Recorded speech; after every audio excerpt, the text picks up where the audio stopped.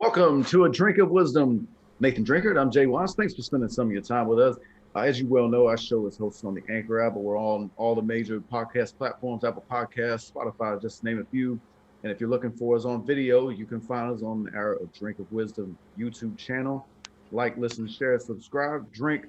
A lot of great basketball been played with the play-in and playoffs beginning today. I'm feeling real good about this. What about you? It's time. You know what I'm saying? It's playoff time. Shouts out to my boy Bruce Buffer. I like that when he hit that right before the main events of them UFCs and all that. But it's time, man. We NBA basketball. We just we wrapping up the play-in scenario. So now we about to get into the meat and potatoes. So another Saturday, we giving the people what they need to hear. Once again, y'all know how we give it up. We see what they don't. We're going to say what they want. And let's talk some sports, baby.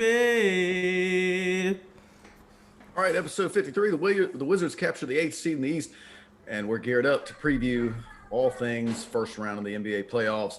But we start with the final playoff seed in the West, which was secured last night by the Memphis Grizzlies with a 117-112 overtime win over the Golden State Warriors. John Morant scored 35 points, including 2 floaters in the final minute, which helped secure the win. And on a night where the other Grizzlies starters struggled shooting, where they got in foul trouble, reserves Grayson Allen, Xavier Tillman, and Desmond Bane were all in double figures. Steph Curry scored a game-high 39 points in 47 minutes. That was despite a valiant defensive effort from Memphis. Draymond Green scored a triple-double, and Andrew Wiggins added 22 points and 10 rebounds, but the Warriors were careless with the basketball throughout to the tune of 21 turnovers. The Grizzlies have earned the right to face the Utah Jazz in the first round, and the Warriors' season is over. All right, Drink, did this play-in tournament damage Steph Curry's reputation in any way, or is that too hard of a line to take? Absolutely. It's too hard. If anything, somebody get the Teflon and put it back on Steph. This version of Steph Curry, I can argue, is probably the best version of Steph Curry we've seen to date. We have never seen Steph had to go out there and win a game without the likes of Klay Thompson, without the likes of Draymond Green, and to a further extent, the likes of Kevin Durant. This team is by far the worst team he'd have been on. If you go back to those championship teams, I would pose the question: if you took Steph and Draymond off this team, would you take any of the players that's currently on this team over the likes of when you had the Barnes, and when you had Barbosa, and when you had Iguodala, and when you had guys like that? I just doubt it. I really doubt it. And for what Steph did to get his team in this position this year, how he performed in the play-in tournament, I mean, how could you not respect him? I feel like you got to put more respect on his reputation. After this, like I was one of those guys, and I admit that I said Steph is good. He's transformable. He didn't single-handedly put the 5 position out of the NBA. If you can't shoot a 3, we'll see. Hey, go over to Europe, play some ball over there or something, because you're done in the NBA. That was Steph Curry. That was to an extent, if you want to say Klay Thompson, Damian Lillard, whatnot. But the founder of that type of play was Steph Curry. Pull up from the locker room, pull up from the parking lot.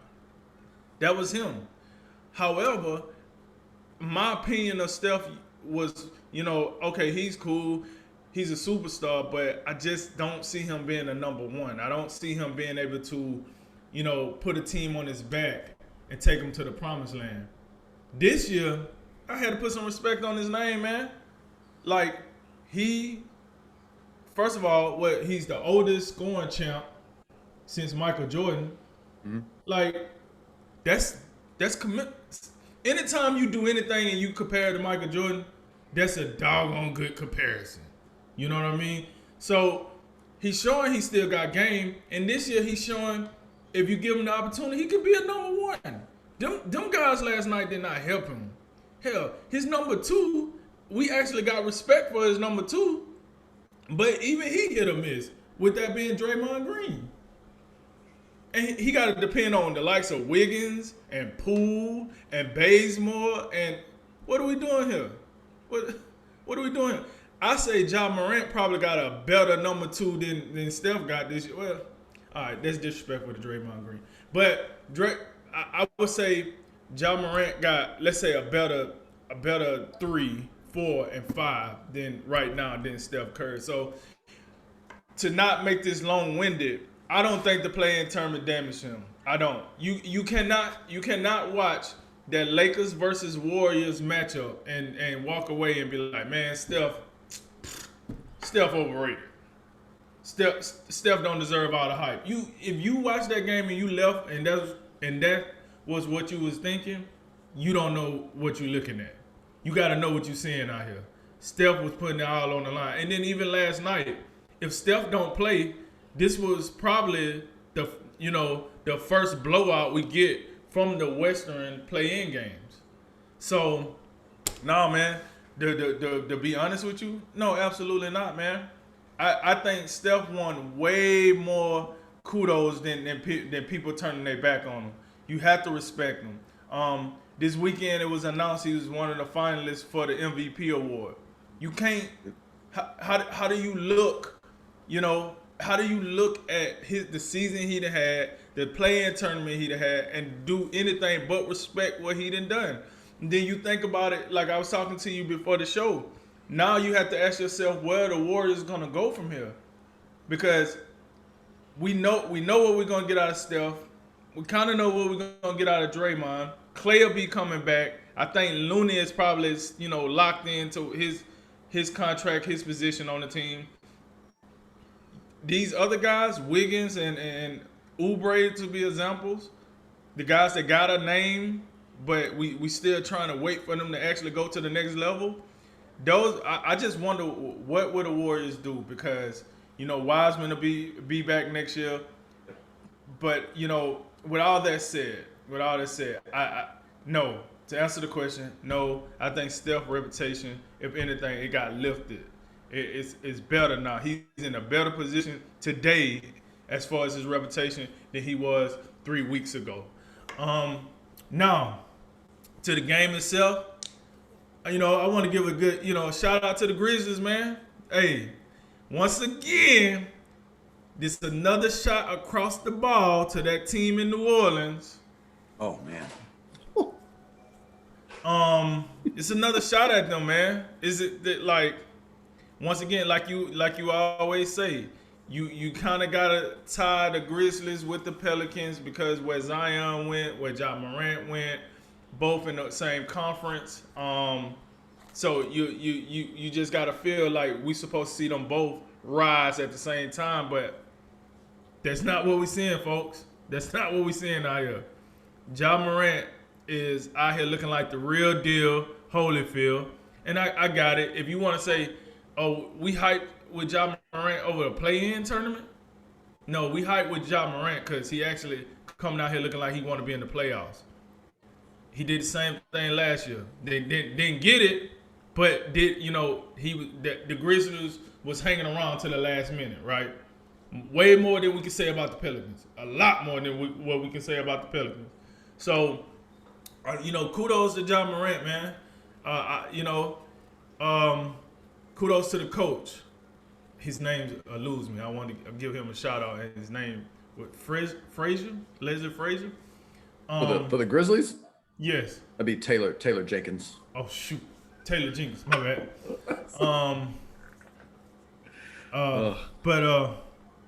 Kudos to him. I tried. You know what I'm saying. I agree. I'm not shy about it. Is what it is. You can't get everything wrong. I don't be writing nothing down, so that's my fault. But with that said, kudos to them, man. They because we have to remember this now.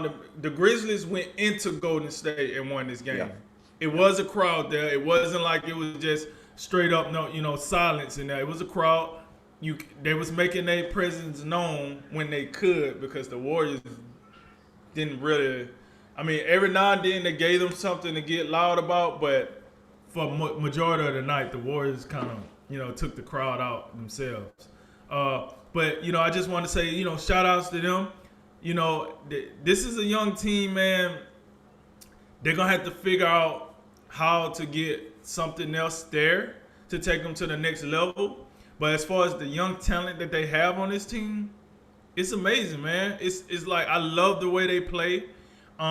It seems like the veterans that they do have on the team have no problem with Ja Morant being the leader. They let him do his thing. I really like what I seen out of Memphis. Now with that said, you know what? I beat that point when we get later in the show. But congratulations to the Grizzlies. Good game. Where do the Warriors go from here? And no, man, I think Steph Curry's reputation is intact. Now, who I think will have a problem as far as reputation is Andrew Wiggins. And what we're doing, this was your time. Andrew Wiggins, this was your time to show us something. And I'm just going to leave it at that. I don't know. I don't know emoji. Like, I don't know. So, Andrew Wiggins is the one I think took a hit. If anything, Draymond Green's reputation took a hit, but Steph is fine. So, that's how I look at that. So I do agree with you. I don't think it's quite fair to just write Steph Curry off in this play-in after losing to the Lakers on a 3-rim shot from LeBron, and this game by Utah when Ja Morant just had a terrific performance. I mean, Steph was really good in both games, and I look at last night, and the guy scores 39 points on just under 50% shooting.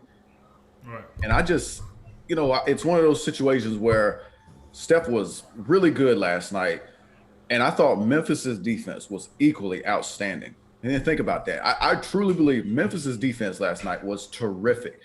I mean, you look back at how the Dylan Brooks chasing him around, and he had help everywhere he went generally. I don't know if you can go back and find more than 1 and 2 baskets by Steph to where they weren't contested or they weren't difficult. It was that type of night, but that also speaks to his greatness. He can get 39 points. Every one of them can be difficult because that's how great he is, even at, what is he now, 33. So, but I do think, it's a pretty, people can fall into this. So, they were the 8th seed. They had 2 chances to win 1 game and get in the playoffs. They didn't do it. Must be Steph's fault. And I think he does deserve a little bit of blame, as does Draymond Green, because they were so sloppy with the basketball. And this isn't really all that unusual. Even you go back to 2015 and Steve Kerr's first season as coach. The one thing that always kind of, as beautiful as their ball movement is, sometimes they're just a little careless. And last night they were careless they were exponentially careless, and I'm surprised it wasn't upwards to 25 and maybe even more turnovers because, Lord, they were terrible. And it wasn't just Steph and Draymond.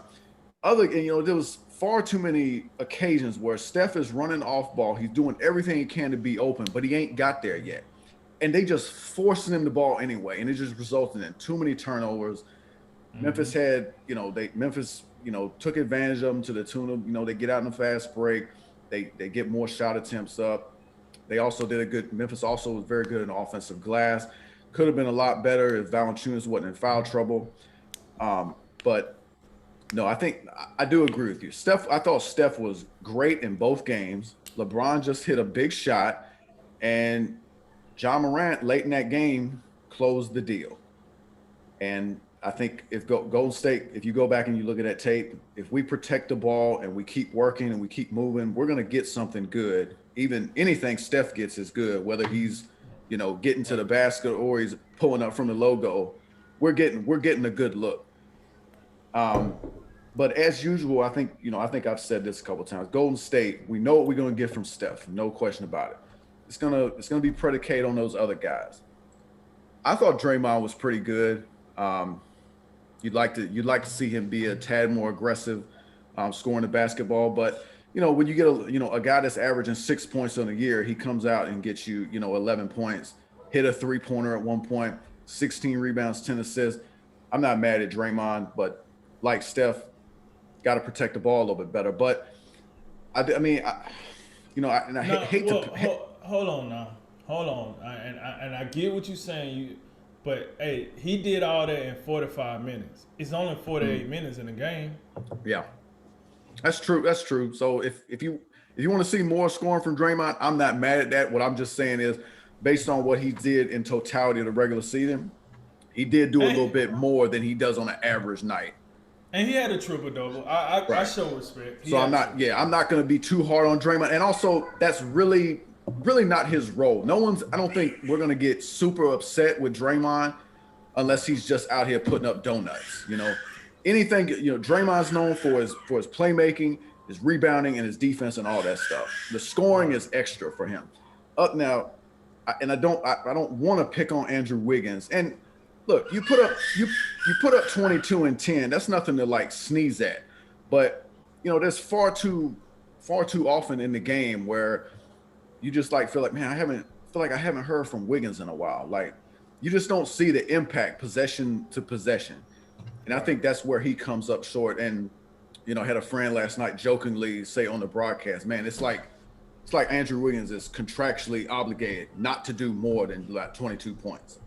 And I've said this, pretty much throughout the season, and when they acquired him, Wiggins gonna be the number 3 guy, and it just feels like that. I don't know, maybe that's all he's capable of. This team, we know how much they miss Klay Thompson, but when you talk about where they go from here, I think first and foremost you got to look at, if they get healthy, what do you think of them? And I think there's a lot to like. You get Klay Thompson back, James Wiseman comes back. You got to believe that James Wiseman, he's going to take a step in growth in his second year. And then the 2 X factors are Wiggins and Kelly Oubre. Oubre is another guy, if he's healthy and he can come out there and contribute, because they really didn't use their bench much at all last night. It was really Poole and Toscano Anderson. You get Oubre as another guy that you can really rely on. Maybe things turn out different. So if they come back healthy, I think this is a team who, at minimum, I think they can come out there and be a top 4 seed if they're healthy. But you do have to decide, are Wiggins and Oubre going to be a part of that? Can they be, key guys on a championship team? And as far, it ain't nothing else changed as far as what they need. They still got to fill out this roster. You need those key bench guys, whether it be Livingston, Iguodala, those type guys. And I will say this, I thought Jordan Poole was fantastic last night. I think he proved, or he, took steps in proving that he can be a guy they can rely on moving forward. I think he's got a 6-man type of feel to him. He can come in there, inject energy to you, get you some quick buckets. So I think that was the biggest bright spot for Golden State last night was Jordan Poole. But not to spend too much time on the Warriors because they're not moving on. But all the credit in the world to the Memphis Grizzlies, and of course we'll be talking about them a little bit more down the road because they get to play Utah. But they deserve a world of credit. The ESPN was rolling some footage of Ja Morant before the game of him just looking timid as all can be from behind the 3-point line. And he came out early and just started letting it rip. And he knocked down a bunch of threes. Golden State was content to let him shoot. He made him pay for it. And then just, throughout the game, he was aggressive. He was decisive. We know how lethal he is getting to the painted area. Got a great array of floaters that he can use those down the stretch. And another thing, to your point about Taylor Jenkins, this guy deserves a lot of credit. I'm glad you brought it up with the whole New Orleans and all that. I wasn't even going to do it because they don't deserve to be brought up into this conversation at this particular moment in time. But think about Taylor Jenkins in this play-in. You know how the season ended for him last year. They were the 8th seed. They ended up the play-in kind of, or the bubble thing kind of screwed them over in the end. But he comes out this year. Now they're in the situation that Portland was in last year. They get to be the 9, and he's able to overcome Greg Popovich. Now we know it's not the same Spurs team, but he did beat a Greg Popovich coach team, and he beats a Steve Kerr team. I think I've been impressed with Memphis all season long and back to last year, and that I didn't think Memphis would get to the playoffs, but it's only another step in the right direction for them. And they deserve all the credit in the world. And their defense that they played last night, even with Steph getting 39, I thought it was tremendous. Yeah, so I got one question for you. Like talking about the whole Memphis New Orleans comparison. Now, after everything we just seen up to this point from both Zion and Ja Morant, if you was to redo the draft, would you still take Zion #1? I think I would. I think there's just too much box office appeal. Like I think it's almost a situation where it's not only about what he does on the court, but it's just one of those the appeal and the he's going to sell out an arena, Right. COVID, but generally speaking, he's going to sell out the arena no matter what and no matter where he goes. And Right. he's got it's almost a situation between like Kobe and Shaq years ago. A little, probably not the right comparison, but Lakers were looking at down the road. We keep Kobe Bryant. We know we're gonna have him for years to come. That's not the best comparison at all. But right, because I'm about to say they're the same age, so yeah. it's like I get Zion, what you're saying. Yeah, I think it's for Zion and Ja. I think Zion brings a little bit more like just the overall appeal, and some of it's been pumped up by the media. Ja doesn't have the same like media, machine just constantly pumping and hyping him up to the nth degree. So I would still go Zion, and I think just Memphis has been a little bit better running. I think also another thing, like Taylor Jenkins doing a better job than Stan Van Gundy. I think that's one thing. It looked like Taylor Jenkins is doing more with less than Stan Van Gundy is. So I think that's kind of how I look at that.